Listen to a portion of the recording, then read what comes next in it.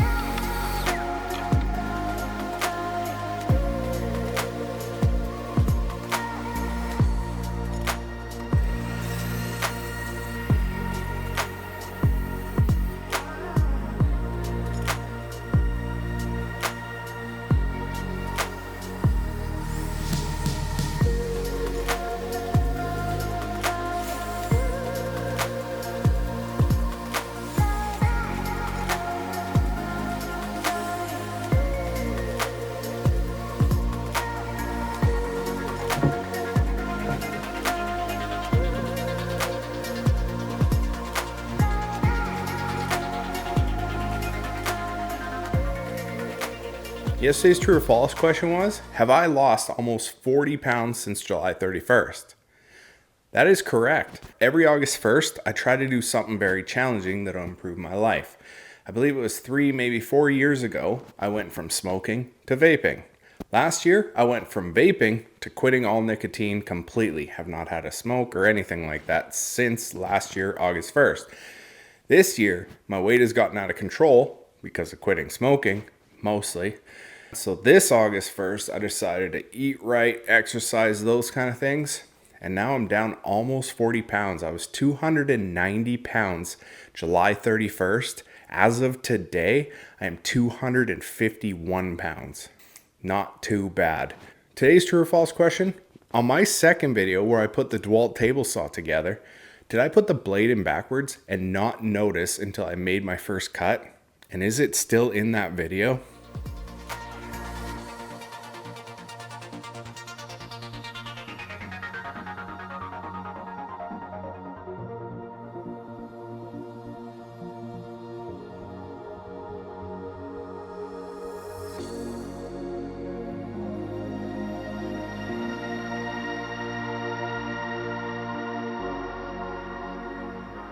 It's now time to put pocket holes in all of these.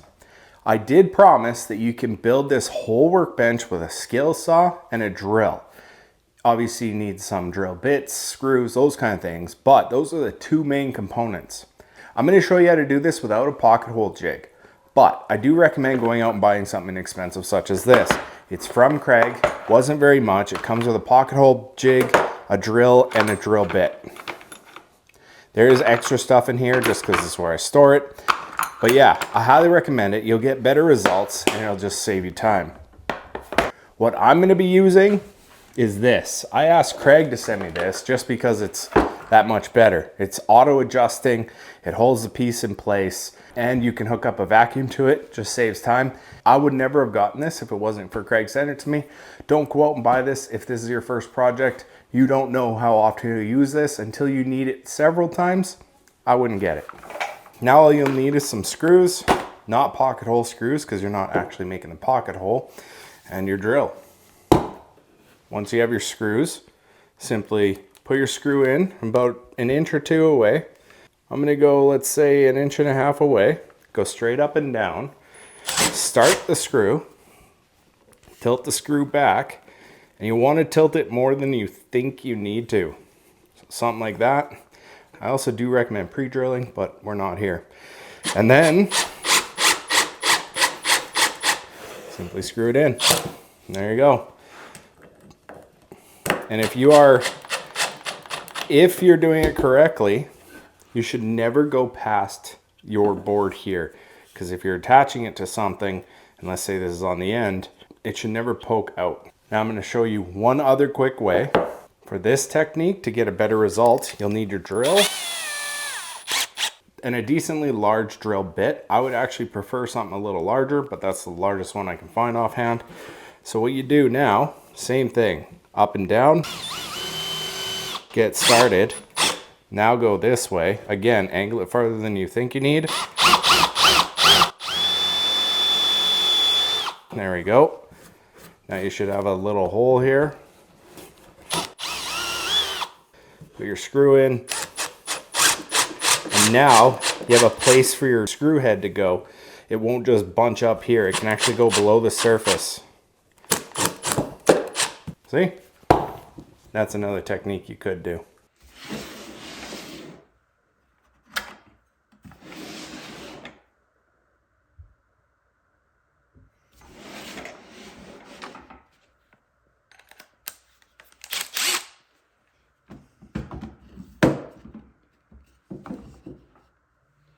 So to make sure I have everything correct, like the pocket hole drill bit is set to the right depth, I use a scrap piece of wood. Sometimes you don't have it deep enough, sometimes it's too deep. It's better to use a scrap piece till you know. Then you don't have to worry about messing up one of the boards that you actually need.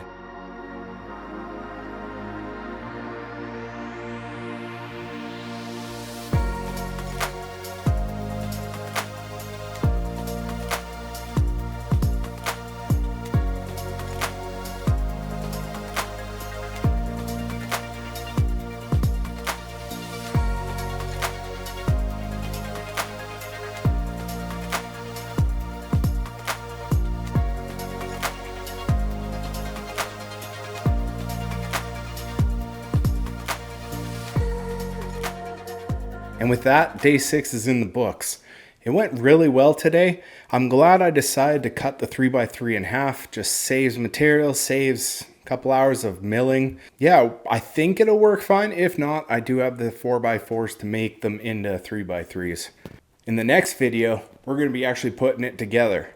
I feel a lot better now that I'm not pumping them out every single day. That was exhausting beyond words. I will see you in the next video, and I think we'll make some good progress. See you then.